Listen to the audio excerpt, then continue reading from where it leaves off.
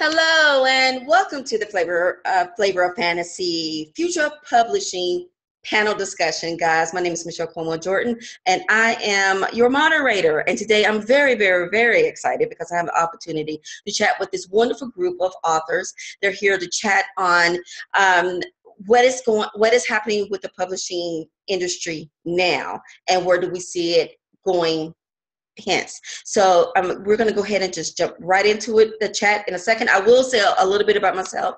I am a new adult, young adult author. I write specifically fantasy, paranormal, dystopian, steampunk. And so that is a little bit about me. And we're going to pass it right on to author Rachel McCoy. Hi, guys. My name is Rachel McCoy. I write under the author name rs.mccoy. I write primarily epic fantasy and hard science fiction in the young adult and adult categories. I'm a blogger. I have the Big Fish book blog where I interview authors and review different works. I'm also a lifetime science fiction and fantasy addict. I've been reading my whole life, so I'm really excited to be able to sort of contribute to books that I've been enjoying my whole life. I'm a military wife, a mom of two busy little boys. Somehow I squeeze a book or two in there somewhere. I have no idea how you do it, seriously, but that is awesome. I'm so happy that you're joining us. And she's been a trooper because, she's, there's a little things going on. She heard us up, but she's awesome. So we're so glad she's here. All right, next up is going to be author Simon Oneill. Hi there. I'm Simon Oneill. I write in the paranormal fantasy, paranormal romance, and horror. My Blood of the Eternal Moon was number one in Amazon for 7 weeks, which was woo. Yes, congratulations. And because of that, yay, woo! And because of that, it attracted Hollywood's attention. And right now, I'm writing a screenplay for Magic is Murder, my horror about witches in Cornwall in UK. So I'm doing a screenplay. Yeah, the book hasn't taken off huge, but it got noticed by a director who liked it and said he'd like to do it, and off I went. And he's asked me to do the screenplay with him, and hopefully it's going to be in the cinemas late next year. Very cool. So although I'm writing novels at the moment, I'm more intent on doing that screenplay, getting that done. I know, right? Definitely. Well, congratulations. And thanks so much for joining us today. Next up will be author Jonathan Fesmire. Hi, so I'm Jonathan Fesmire. I'm a steampunk writer, and I write really pretty adult stuff, not, so PG-13 R-rated. I previously wrote fantasy years and years ago, but it was funny because I wrote fantasy. I wrote a lot of short stories and stuff, and then for a while I just got into doing 3D art, got my master's in animation and visual effects. Wow. And in a way that led me back to writing, only I switched over to steampunk. So here are my books, and those I did the covers as well. Very cool. Thank you. I'm going for kind of a unified style on all my covers. So, and those are available on Amazon and still as well as in print. Awesome. So I'm a single dad, and I have a 20-year-old daughter at UCLA, although she actually lived with her mom. But my son lives with me, Clark. Hi, Clark. Let's see, what else? So I'm currently working on my first steampunk novel, Bodacious Creed, a steampunk zombie western, and I just finished the first short story that takes place in that universe, and that's free to my newsletter subscribers, so they can get that. And I think that's a pretty good introduction. Go from there. Very, very cool. Well, we're so happy to have you and Clark joining us today, so thanks so much. And next up is author Jamie White. Hi. Hi. Hi, I'm Jamie. I write mostly new adult fiction. Normally it's got like a paranormal or a new age aspect to it. I am also a blogger. I do photography, And I get into a lot of the topics that I actually write about in my books, so like meditation, Reiki, and things like that. So very, very cool. Well, thank you for joining us today. All right. Okay, guys, let's just jump right into our chat. We're here to discuss the publishing industry. I want to throw out here first, how has the publishing industry changed over this last 5 years? There's been so many new avenues for publishing. There's the self-publisher now, the indie publisher, the small press publisher. In your view, what has been the number one difference that you've seen over the last 5 years in publishing? Rachel, I'm going to start with you. I think the short answer is publishing's changed a lot. I've only been, out on the market for 3 years, so I can't say the expert. But I think in the olden days, it was mostly, big publishing houses, and there were a couple of self-published authors that really were able to make it big. And so they were each really successful. And so now that there are a lot of self-published authors, they each have a huge, all self-published authors have a bigger piece of the publishing pie. Definitely. Big houses are doing less well. But in that window of self-published authors, there's a lot of us that aren't doing well, that each of us have more competition as self-published authors, and we still have that same piece of the pie to take home.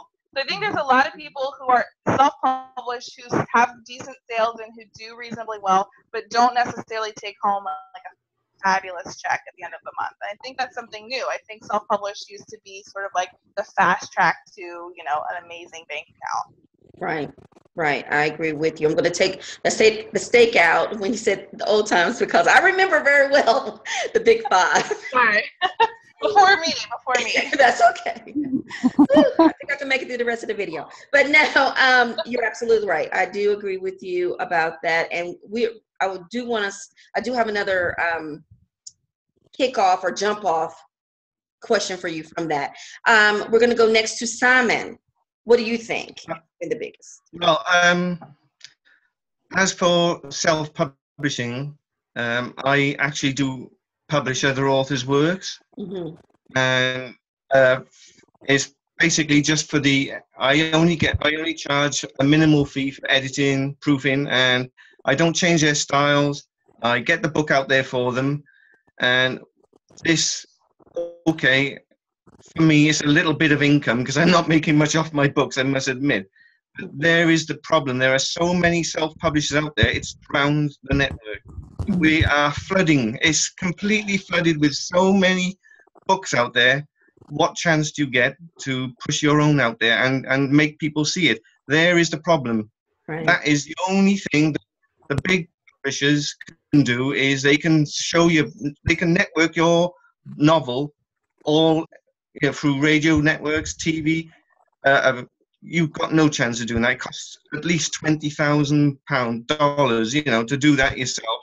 Where you're going to get the money to do that? And that's where, that's the big downfall with self-publishing. I love self-publishing. I'll probably never, that'll be the place I'm stuck in. But that is the only problem I find with it. It has completely flooded the market. And how do you promote it? On Facebook, for instance, you go onto a group, you put your book up there, you put the links up. Within 10 seconds, there's 1,000 other links being put there, flooded, and it's shut right down. Unless you bump it up, which you're not allowed to do anyway, it's gone. You've got to do it once a week or once a month. So there's your problems again. So I think the biggest way to promote your book is word of mouth, and that's going to be it. Right. Is to find people who love your book and spread it word of mouth, and not via the web. That's my little tidbit. That is okay, and you're bringing up incredible points that I do want to touch base on a little later. The marketing aspect, which is huge, Jonathan. Yes. What is the biggest noticeable change that you've seen? I actually have a lot to say about this. Right. In the last 5 years, I would say Kindle. Yes. Has been the biggest thing, and that ebooks have finally taken off. I was I had the two books I just showed you. They've actually been out for a while. These are new editions. But they were originally published as ebooks around 1999. Yeah. And back then, it just didn't take off. And there was the Rocket ebook, which was really cool. You know, for the time especially. It was a nice reader. You could read really easily on it. It worked great in very lighted situations or no light situations. I read a lot of books, including all the Oz books, to my daughter on that. But it didn't take off. And so actually when Kindle came out, I was skeptical that it would, about it taking off, but I'm glad it did. I'm really glad it did. I was like, I don't think this is going to take off. This hasn't worked in the past. And it did. And I'm like, oh, good. So that's changed a lot. I mean, you can, now, and, they were doing print on demand since the early 2000s, but now it's so good and you can do it so affordably. I mean, you can really do it for free. And like I publish on CreateSpace and I don't spend too much for the copies of my book. I make a nice markup on them, but they're great quality. Definitely. So, and I was actually able to lower the price on them and everything from when I was on Lulu. So as far as marketing, though, are we going to talk about marketing later, or should I talk about that now? We're going to actually. That would be another question, a different question. Okay, I'll save my marketing stuff for that. Okay. That's it. I mean, it's just the whole, and I've seen the whole change when I was writing as a teenager and wanting to become a published author. At that point and in my 20s, it was all about you've got to find a big publishing house. Yes. And you've got to convince an agent. You've got to do all this stuff. And so there's all these gatekeepers, and it's like, you know what? I think this is a really good book. I've learned all the rules about how to get people hooked into a story and stuff, and yet you're still getting rejection after rejection. Right. I did sell quite a few stories to smaller paying zines during the 90s, and one to Marion Zimmer Bradley's fantasy magazine, which was made me very happy. Yeah, yes, so that's very nice. but otherwise, yeah, it was brutal. And now it's like, okay, if I can build my own audience, I can sell my own book, publish them myself. And you can actually make more money doing that if you do it right. If you do it, that's true. Jamie, yeah, because even traditionally published authors have to pay for their own marketing. They do. For the most part. They do. So, yeah. And I know, and you know what? I understand it's so easy to seep into that because that is such a big portion of the publishing, platform now. So we will definitely touch base on it. Jamie. Good. I'd say first off, like they're talking about with the, how many books are out there. To me, that's like been the biggest change in that, there aren't those gatekeepers necessarily that are sitting there telling you, okay, this is a book worthy of being out in the world. And, people can just put their ideas and their stories out there without having to get permission to do it first. Definitely. And, I think that's, a great thing. And it's been a big change. I've also noticed that, and I just started, I think in like 2012, I put out my first book. And I've just noticed there has been a little bit of like the acceptance of self-publishing has increased. Yeah, because it's like there's still that little bit of a stigma. There's still that thing where people kind of look at you like, because you're not through a traditional house. But yeah, I've seen that over time that is being accepted more and it's getting a better reputation, and I like that part of it. And I think I think that both of those things are probably just going to keep on happening and keep on growing, and I think that's a good thing. And you actually that was actually what I was going to ask next, and I'm glad that you brought it up. But I do agree with you, and I'll get to it in a second, but I do agree with everyone's thought process is that in the last 5 years, I believe Kindle has just revolutionized the publishing industry and pretty much changed it. I want to say pretty much forever, the way people view being published. And, as many of you have said, before it was hat in hand, trying to convince someone to, please publish my, story. But it's so subjective because, what they think may work, they may not think something would work when it would. So, I agree with you on that. My next question was, and Jamie made this point, traditional publishing has always been viewed as respectable. If you were published from one of the big fives, I don't even know if the big five still exists, but one of the big houses, then you were a real writer, you were a real author. When I came on the scene in 2011, I actually was seeing posts and articles and big debates happening about indie publishing versus traditional. It was to the point that some was saying, well, those that are indie published shouldn't call themselves authors, they're writers, and you should only label yourself an author if you're this or that and the other, which I think it's baloney. So I am one of the very big indie, we're all indie advocates, but I was like, that just set fire under me. I'm like, wait a minute, So what do you think? Because it is akin, the thought back then, and there is still groups that indie publishing is similar to vanity presses. I don't know if some of you may be too young to know, but vanity presses, that was a way to self-publish, and it was very frowned upon. So what do you think were the components that changed that viewpoint, that has made indie publishing, self-publishing respectable? Because that to some people, that they now accept it. It was always respectable to me, but you know what I'm saying. What was the change, Rachel? Well, first of all, I think traditional publishing will always have that leg up because people who do this for a living hold that gatekeep. True. And say yay or nay. But now we have all these examples of, Amanda Hawking and Andy Weir and people who are self-published who do, outside the box marketing efforts and manage to become huge successes. So the big five are not necessarily the, one all say all about who's going to be successful in this industry. They have been wrong too many times. And so nowadays, self-published authors can kind of say, hey, remember that one time? And readers are catching on to differences in quality. And so self-published authors have to be responsible. And if they want to be successful, they have to really go out and search for fantastic professional cover art and really great editing and several rounds of editing and beta readers.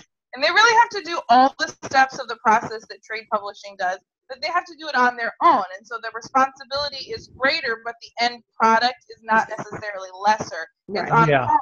My goal publishing always is no one should ever be able to tell that I did this in my, guest room, in my, townhouse. They should be holding it at a bookstore and say, who published this? Oh, that's awesome. She did it herself, And so you really have to kind of blur the line between the two as a self-published author. It should always be your goal to kind of get up there. And I think so many of us have that it's hard to tell nowadays. I completely agree. I agree. Jonathan. Yes. I'm sorry. Simon. Oh, right. So I changed my name then. Well, okay.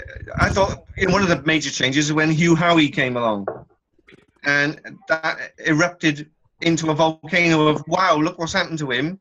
An indie publisher suddenly, there again, the reason he was rocketed to stardom was a little old guy called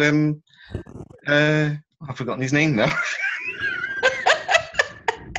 But that's okay. Director of Aliens, when he read the book and that was it. Okay. That made him. Yeah, that was what made him. But as for indie publishing, I think it'll always be better than traditional publishing because you have your own choice of what you want your book to look like and what it's gonna, how are you gonna have it edited. I tried to have my book traditionally published, and it was torn to pieces by an editor for no reason other than the editor wanted to tear it to pieces, basically. And that was it. And he was told to do this by the publisher because they've got their own set of rules that are totally different from us. You know, it's almost elitism in a way. It totally is elitism. Yeah. It is. They demand that you've got to have 80,000 words before you can even 80,000, and that's not a book. Right. That's 2 books. I know. Yeah, but you know, and I've read many major authors' books, and it's true. Their 80,000 word books are pumped full of stuff that is rubbish, pumped up just to get the 80,000 words, when basically they're just 50,000 word books. And there is a big difference, I think, between trad and indie. I agree with you. Jonathan? Well, a couple things. I think a story needs to be as long as it needs to be. Bodacious Creed is ending up being way longer than I expected to it. I'm half or so into it now, and it's at 80,000 words. So it's going to be a long one. But before, most of my books were a lot shorter. This one, Tamshizim, it's 67,000 words. I had I don't even remember the agent's name anymore, but years ago I had an agent in the UK interested in the book. Their first reader actually read it. Sorry, please stop playing with that. Alarm. So the first reader read it and recommended me to him and said, "This is the most original fantasy story I've read fantasy book I've read in a long time." But they couldn't market it to the publishers because they wanted 80,000 words. It was exactly that problem. It's like, it's not an 80,000 word story. What am I supposed to add to it? Right. Exactly. You know? So yeah, so that's a problem. What, can you repeat the question so I know if I missed anything? No. What? I'm sorry. What, can you repeat the question again? Yes, the question was simply about respectability, as far as, you know, some right. that being traditional makes the person more of an author than indie. Yeah, I totally disagree with that. Right. And I also have, you know, the idea behind it is that if there's a gate, and I've heard so many people say this, if there's a gatekeeper behind it that says, yes, this is good, it must be better by definition than something that's published independently and doesn't go through a gatekeeper. And if you look at it in practice, that's nonsense. Okay. So many traditional published books are terrible.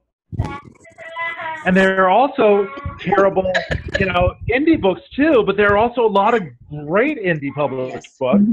And, you know, that's, and when you look at the kind of things that publishers have rejected over and over that became huge, you started to see it too. Like Harry Potter was rejected by a bunch of publishers. It was. Before she got accepted, and that's been a total phenomenon.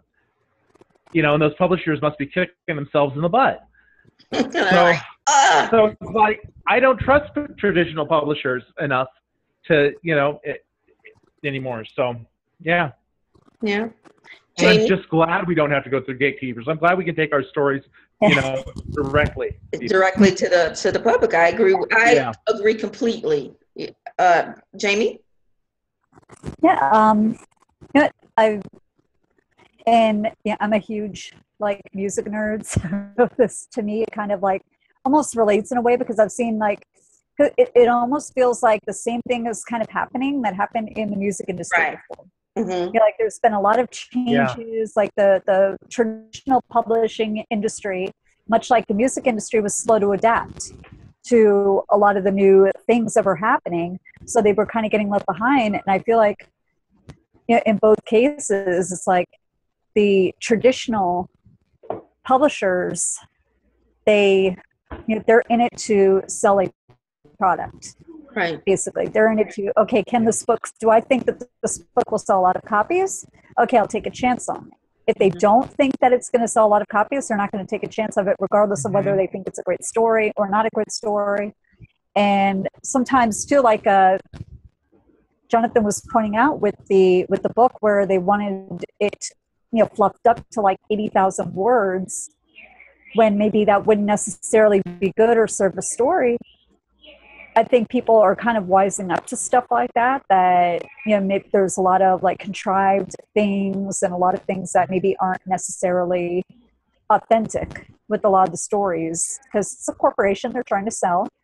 you know, and they're taking that approach to it, and I think that people are wising up to that, and they're seeking out, you know, stories that, you know, they feel are maybe more authentic, that they feel are, you know, just more original than maybe what's being allowed to come out, Right. and different. So I like that, and I think that that's a big part of it. And honestly, yeah, I mean, I've read indie books that I think are amazing. Mm-hmm. I've read a couple that I didn't like as much, and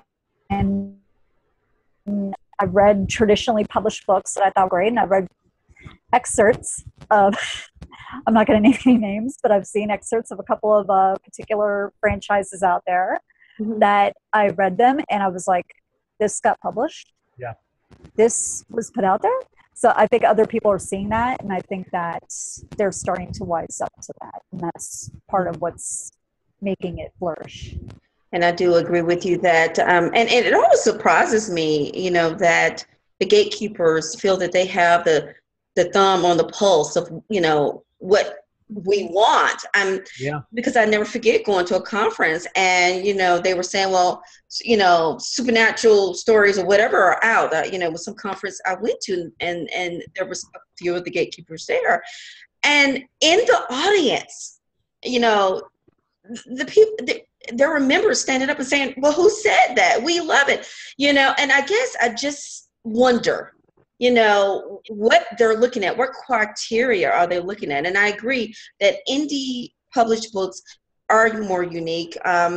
There's to me a better variety, and I agree with Rachel, and whoever, I believe someone else said it as well. Though we do need to make sure we're at a standard that, because I believe when I came out in 2011, that was one of the things that indie published books were getting dinged for, the editing or this or that. It was coming out too fast and things weren't completely ready. And as Jonathan says, it's not fair, but an indie book has to almost be 110% better than what, you know, the bigger, you know, publishing houses are putting out. But overall, I think that has changed, because now, and we are going to move into that now, into the marketing. What I have noticed, Penguin, I think Avon, there are a lot of big publishing houses that have self-publishing platforms now. Indie publishing platforms, they'll help you. And I know Penguin is a big one. Penguin is a big one. And I'm going to be honest, I was a little bit, I was like, wait a minute. Because, you know, I came in during that battle at 2011, where this was that battle between the traditionals and the indies. And then, you know, in, you know, the courts, they were having some issues with Amazon. And now they have these platforms. So what do you think about that? Bigger houses now having, you know, the traditional, they have their cake and eat it too, in my opinion. You know, they still have their gatekeepers. No, you cannot come in here. You have to do this, do this, do that, and the other. But you can still use our self-publishing or our indie publishing platform. What do you think about that, Rachel? And I can't think of Penguin's platform for that, but Penguin is a big one. Yes, I'm calling you out, Penguin, but yes, Rachel, what do you think?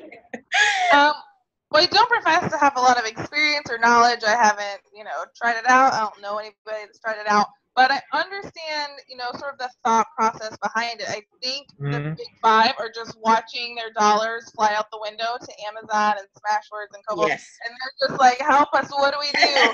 This is, you know, part of their, you know, very slow and very small evolution into a self-published marketplace. I think they're kind of figuring out that it's not working and it doesn't have a long-term prognosis that's beneficial or positive. So they have to do something. I think this is just a symptom that, you know, things are changing and they are trying to figure out what to do. And so, yeah, it seems kind of weird, and how would that really work, and does it really benefit the author or the reader? You know, we'll have to kind of see how it plays out. But I mean, I understand why the big houses would want to move in that direction. And, depending on how it's set up and what the contracts are like and, the percentages and things, it could be good, or, it could just be another way of, kind of keeping authors in their control, So I think it really would depend on the specifics. Right. Simon. Hi there. Basically, the traditional publishers are trying to push into selling more Kindle, but is still charging an exorbitant amount for them at the same time. I'm pretty close friends with, I don't know if you've heard of a horror writer, Graham Masterton. I believe so. Yes. Yeah, I'm close friends with him, and I was just discussing with him about going Kindle, and so he decided to give it a go. And I said, see what happens if you put your book down to 99 cents. And he said, what? And he did. And It's like, sold 3 million copies. Wow. Just like that. And he said, oh, okay. And now, a lot of his new releases, he zaps them in at 99 cents for a month, and then puts them back up to about $10. He doesn't care then. And he is one of the few that has control over his publisher, not the other way around. He's one of the biggest horror writers there's ever been. Yeah. 3 million. Wow. Yeah. And but there you are. The self-publishing house, and I do have the name, is the Author House, and that is a subsidiary of, I looked it up, of Penguin. Now, there's a lot of controversies going on with that, which we won't discuss here because I don't want to get sued. But the Author House don't mention them. is authorhouse.com, but that is a subsidiary of Penguin. But anyway, Jonathan. I think that for Penguin or other big publishing companies to get a chunk of the self-published market, which makes sense because that's getting huge. And like Rachel said, they're probably seeing their dollars flying out the window. I think they're going to have to offer something better than what Amazon has, because people already know, and Amazon has got hold on self-publishing now. I think Kobo and Smashwords do well, but I looked at everything and I decided I'm going to go Kindle, primarily just Kindle, because most people get their ebooks through Kindle, and they've got it set up like with my books here. If you buy the hardcover for 99 cents, you get the digital as well, the Kindle version as well. Whereas they're $3.95 on Kindle alone. Clark, stop doing that. All done. Okay. So yeah, I think that Penguin would have to offer something better than that, and I don't know if they can. Right. I agree.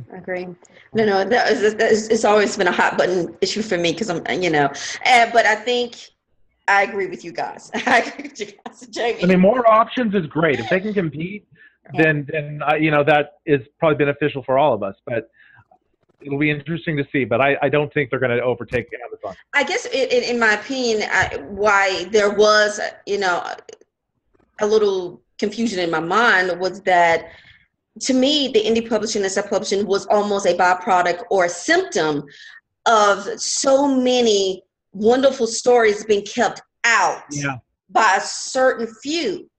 So the group, they empowered themselves, and we're empowering ourselves. We're taking control of our destinies. And then the bigger houses are like, okay, well, we'll take a piece of that as well. But again, that may not be the issue, so let's move on. Jamie. Yeah, like they said, I do think that, they saw what was happening and they're like, okay, you know what? Let's try and get in on this. For me personally, some of the things I've read make me a little uncomfortable. Right. So I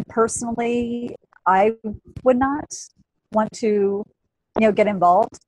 But everybody has to, do their reading and make their own choice on that one. But for me personally, I think it's And it's what I tell people in our writing group if they're talking about like the vanity presses and stuff like that. Mm-hmm.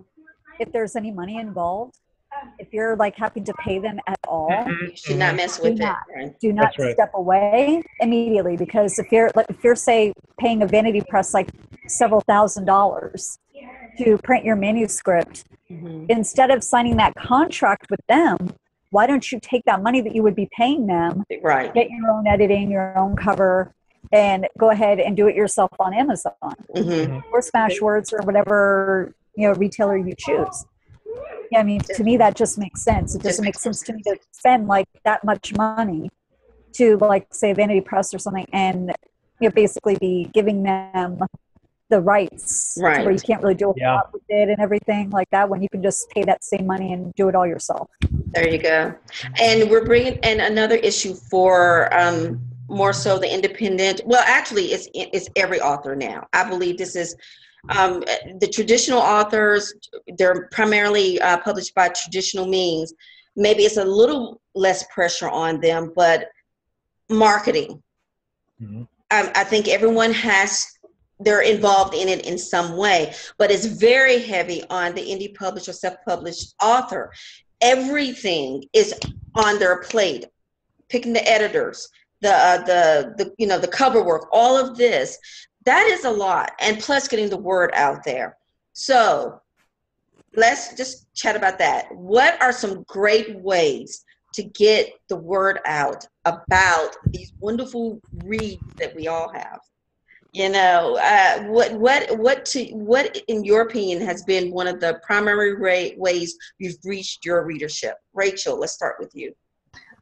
Ooh, this is my favorite topic. I really love marketing. And so if you are going to be a self-published author and you're like, ew, marketing, just leave now. Just like a huge part of your day. But I really like social media marketing, anything on Facebook or Twitter, my blog. I really like getting out there and like connecting with people and saying, I really loved this series, and what about you, and what'd you like, and what are the trends, and just like talking with the people that are in your same interests. And that's a really fun part of it for me. I see the most impact in my sales and my downloads with newsletter marketing. So it's impossible not to mention programs like BookBub or the Midlist or Fussy Librarian or ebook soda. I mean, there are just dozens of them, and lots of them are free, and lots of them are hundreds of dollars.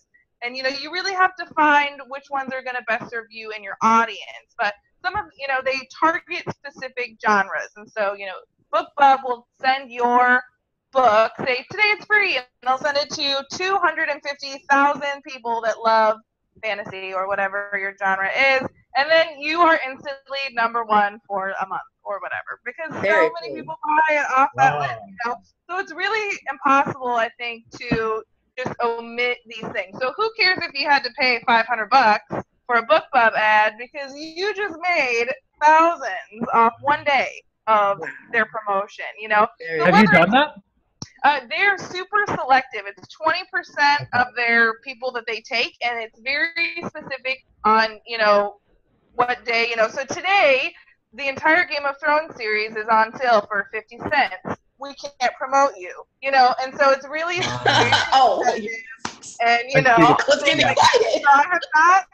I have not had the fortune, but I submit every month. I have it on my calendar. Please submit to BookBub today. Okay. Someday they're gonna have an opening, and it's gonna be my day. Well, I'm gonna start looking at that too. That's what is the criteria? We're gonna have to chat and. They have. It's a whole system of. Do you have professional cover art and professional editing? Do you have good review numbers? Do you have good reviews? Is your star rating good? Are you a bestseller or award winner, or do you have any kind of accolades to add? They have a whole system, and then it's by genre. And history is a big deal, but if you are not in, World War II history, if you were in ancient Rome, then, we're not interested. And so it's very, very specific, and they go really into detail. And it's a really cool program. But whether it's through a company like that has a system set up, there are, I could list 30 of them that I use regularly that I really love. Or through my own email list, I slowly, build up one by one my email list. But when I send something out, I see really big changes in my numbers. And so those are, for me, like the big deal. It's not so much like, hey, my book's on sale on Facebook. You know, it's those lists really make a difference for me. And so other authors are like, no, Facebook's the big thing. You know, I think it depends on your genre and your audience and everything. But for me, the lists are the best. Very, very awesome. Great, great information, Simon. Right. Well, I'm absolutely atrocious at marketing. I have to admit. I understand. Yeah, I mean, all right. I'm exactly the same as Rachel. I couldn't get into BookBug because, as she says, you need certain requirements. And I couldn't meet them, no matter what I tried. They changed daily. They're different genres and what subgenres they wanted, and it was just, well, forget it, you know. So basically, my success is pass business cards to everyone you meet. Just spread it out and just go berserk and just you know, meet people in a pub and just start talking to them and say, yeah, and drop a big chunk of business cards on the countertop of the pub and leave them there, and people pick them up, and it's just, oh well, there you go, and you've made a few sales without having to do anything, and that's.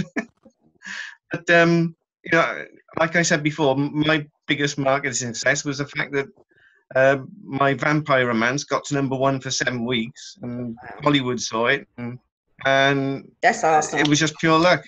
That is awesome. Really good. I know. But you know, but that's not the book that's actually going to be made at the moment. It's my. That's all right. That's how it goes. I mean, yeah. Basically, it's a hit and miss with me. I just do the basics that everyone else has done, and I've basically ignored now for over a year now. I've not even gone 1 inch near Goodreads. I've left it. As far as I'm concerned, it's a viper's nest of trolls, and they're just waiting to hack you down. And I got so beaten up there for so long. That's it. You know, I haven't been on there for, you know, like I said, for a year, and I haven't touched it. Yeah. So that's a place that I warn people not to go near. You know, it's at your peril, to be honest. It's tough. Goodreads is tough. Yeah. Jonathan, marketing. I used to, you know, you don't know what to do when you start. It's kind of counterintuitive, book marketing is. So for a while I thought, okay, well, I'll go on to all these Facebook promote groups and say, hey, my book's on sale right now. No sales.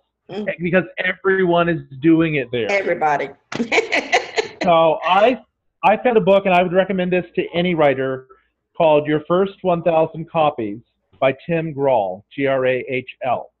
And he's a guy who started a marketing company. He has marketed a lot of writers, and he says pretty much that what it comes down to, although he gives a lot of detail, so it's worth reading, but what it comes down to is it's all about your email list. That they did studies where they would have an author who had 200,000 followers, so kind of big, 200,000 followers on Twitter, but 50,000 on their email list.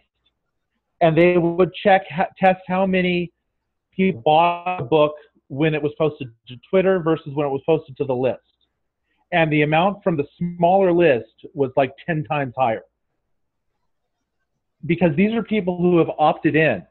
Right. And who give you permission to email them. Right. So they're interested already, and they want it. So after that, and this is why I'm giving away free things on my email list. So basically what I do now is I use Facebook, I use social media, and I have a blog that I was updating about 2 or 3 times a week, but now that I've got a full-time job, I update it about once a week. And every time I have a new blog post, I share it on all relevant, you know, Facebook groups that will accept it. And that way I get people over to my blog. And on the blog and on my website, I give them reasons to join the mailing list. So I'm basically driving people to the mailing list. And but I'm also giving them value for free. I'm giving them entertainment or good, interesting content. I write about all kinds of steampunk stuff and some other things. That's why my blog is called the Mostly Steampunk Blog. I have interviewed steampunk makers from the show Steampunk. Really? I've interviewed some. Yeah, That is so yeah, a couple awesome. of them, and I'm going to interview more. Yeah, they're really cool people, and Nice. I've interviewed some popular steampunk cosplayers, and I plan to interview some more steampunk writers and other people, and sometimes people not involved in steampunk who I just really like. But yeah, and they look really nice. I make the interviews look great. I think I ask good questions. Everybody's always very thankful. They get hundreds of views. Um, and so that drives people over to my blog and some to my mailing list. And so recently I finally been able to start sharing short stories via my mailing list. So like the latest one's called The Obstructed Engine, and it's the first short story in the world of Bodacious Creed, a steampunk zombie western. And it's kind of a prequel. It's going to be one of hopefully many prequel short stories to the novel. And people who subscribe to my mailing list get it for free. And I also have a collection of what I think are like some of my eight best fantasy stories that they'll get. So if you subscribe, you get them. Right now, I set it up for you get Obstructed Engine immediately after you subscribe, and 3 days later, you get a link to the next one. As I write more stories, I'll set it up the same way. Very cool. So get people to stay on the list. But then these people, hopefully, they read the stories and they like my content. And then when I say, hey, the book's out, they want to go buy it. Very cool. Very, very cool. It's all about the list. Jamie. It's all about the list. For the marketing, one of the biggest things I noticed is I've gotten a lot of fans and a lot of interaction from people from doing the online Facebook events that people have, like the author parties and things like that. I participated in a lot of them with Vicki Rose, the Platinum Book Reviews, and those have worked out pretty well. I mean, I get, like I said, a lot of interaction from different people, coming to my Facebook page and stuff like that. Another thing I've noticed, when I mix sales, it tends to be not necessarily because I posted the link to my book on social media, but because I was talking to a person on social media, like just conversing with them about different things, and then this comes up or that comes up that ends up getting them asking about the book. And it's just like, and it's not anything you really even plan or anything. You're just having a conversation, and then this comes up, and then they get interested. So I think that's something that maybe sometimes gets missed a lot of the time when people are like going on Facebook or Twitter or something, and they're trying to promote their book. They're just like link, link, link, link, link. And the interaction, the personal part of it is kind of getting lost. And I think that that's very effective because, like I said, when I tend to have somebody say, oh, I got your book. Yes, because I was talking to them. It's about building relationships. Yes. Yeah. And that's the same with the mailing list. It's about building relationships. Yes. I always invite people to comment if they want to, ask questions. They don't do it very often, but they know they can. So. Buy my book. Right. Yeah. So like at the bottom of some of my emails, I'll say, hey, did you know I have this book that, you can, if you want to buy them, here they are. And I say a little bit about them. But otherwise, it's just there at the end. It's not in your face. It's, Very cool. And just as Simon said earlier, it's word of mouth. Word of mouth is, I think, the biggest, marketing tool that we have. I think we're actually a little bit over time. So guys, I do have one last question for you, and then we'll start wrapping up. What does the term hybrid author mean to you? And do you foresee yourself becoming one, or are you already one? Rachel. I think the old version of hybrid is that you were traditionally published, but then you published your own works on the side as self-published, and you kind of rode the coattails. You let your publisher kind of get your name out there in bookstores, and then you're like, hey, I have some other things for sale. I think now my interpretation is that you are diversified in the way that you reach your readers and in the way that you publish your books. And so, for example, I've publish novels and short stories on and Google, and I publish on every platform that I can find. I publish them in ebooks. I publish in paperback. I publish in audiobooks. I publish in anthologies. I just get my works out there in every way that I can, because you never know who's out there, Absolutely. what they want to read. There's a whole army of people who drive trucks across the country every day who can't read books but like books and want to listen to books. Right. So I consider myself hybrid, even though I don't have a traditionally published aspect to my platform. But I am in every nook and cranny of the market that I can find, and in that way, I consider myself hybrid. Very, very awesome. Very cool. Simon. Well, Rachel basically covered all the points, but I'd like to say that, okay, I'm hybrid in the fact that through my writing, I've now discovered I can make perhaps a little bit more editing other people's books, which I find, quite enjoyable, to be honest. And it actually improves my work at the same time. I see their mistakes and think, oh, have I done that? And I think, yes, I know, the thens and thans and yours and yours, and there's, but show them how to improve their pacing of their novel, which I think is the biggest. You've still got to do that 3-act structure, no matter how hard you look at the book. 3 acts, you've got to stick with it. Oh, all right, people like Quentin Tarantino have never done a 3-act structure in their lives and never will, but the rest of us poor little souls have to. So that's how I've hybrided myself. I've developed into publishing, basically. I've also published the very first live action ebook, the very first one ever. Really? It's not me, but for another person. Very cool. Got a famous director in the UK, and it's Shades of Bad, and it's actually, when you open it up on an iPad or computer, click a button and you can watch the actors perform each chapter. Oh wow! Wow! Yeah. That's cool. Yeah, it was very hard to edit, I can tell you. I had to keep each chapter exactly the same as the actual mini video of each chapter.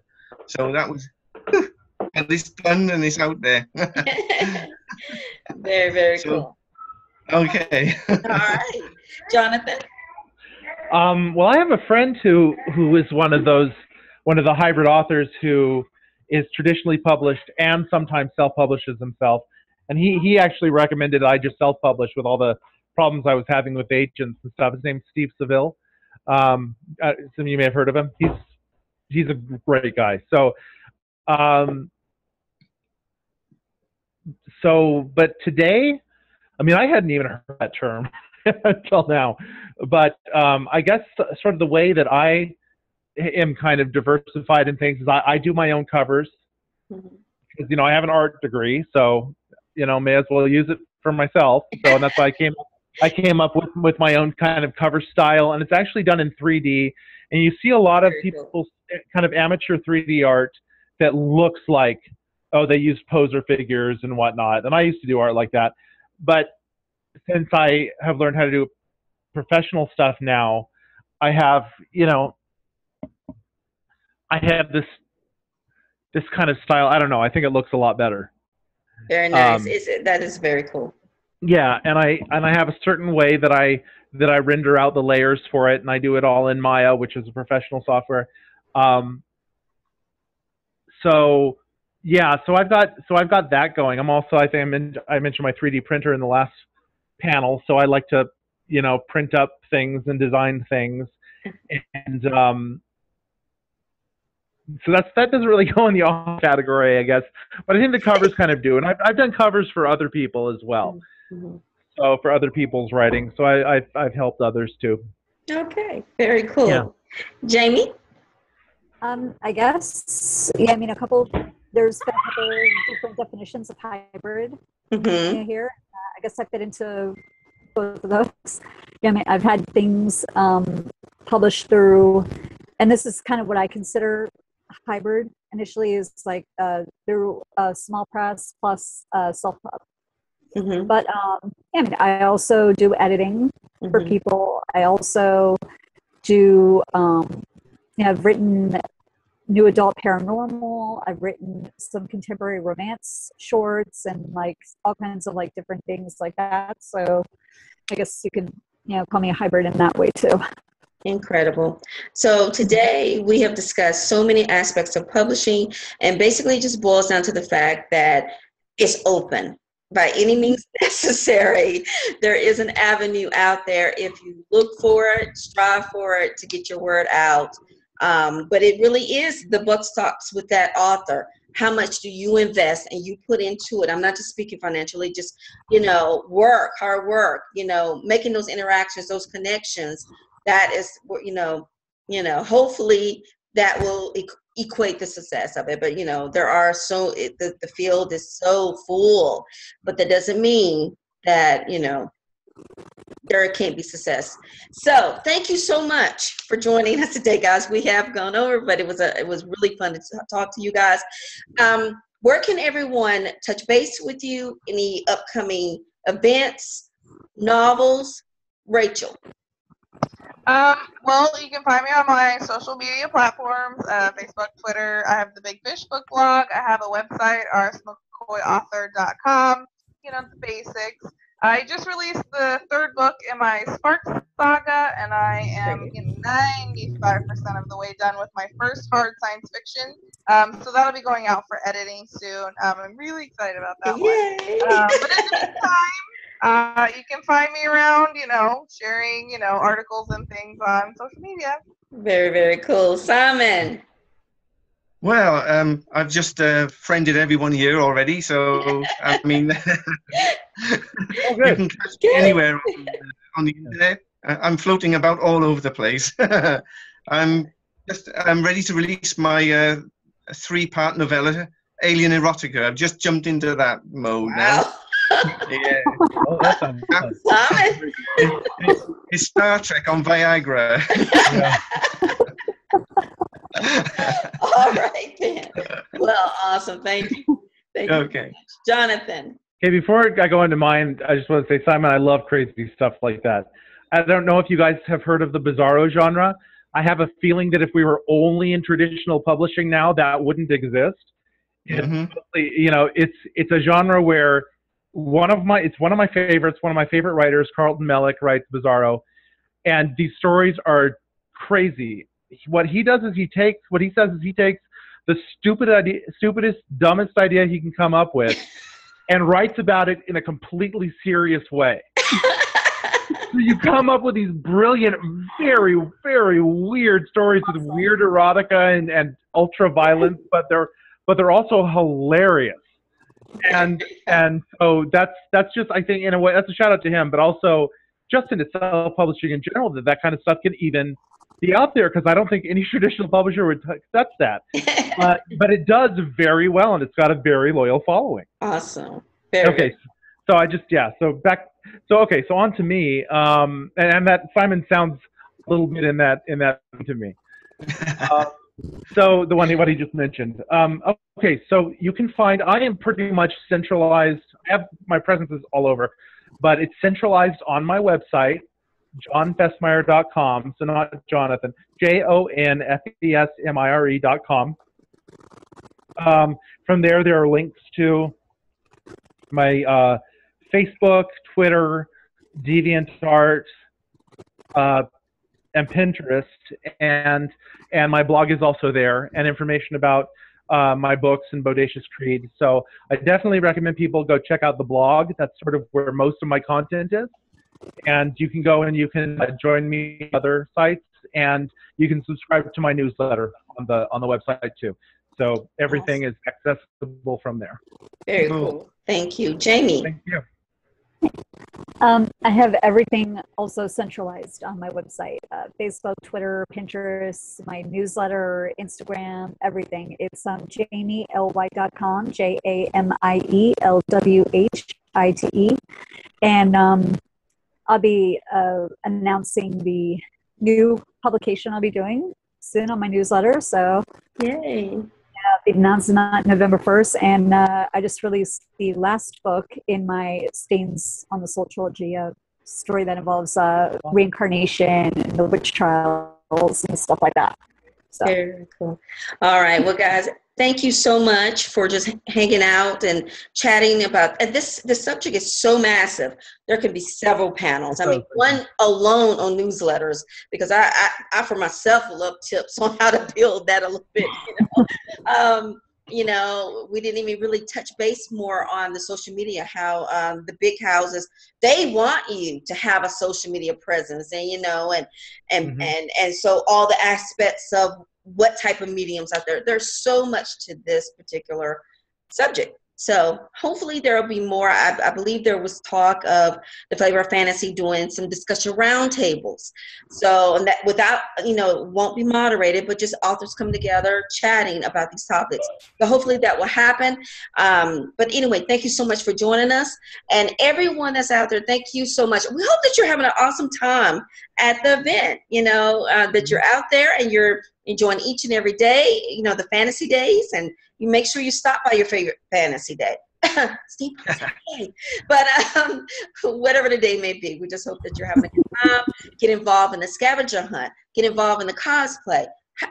Check out all the author booths, the artist booths, and just make some great new friends. Have a great week, guys. Guys, have a great night. Bye-bye. Okay. Yeah. Bye, everybody. It was great meeting you all. Great meeting you guys too. Bye.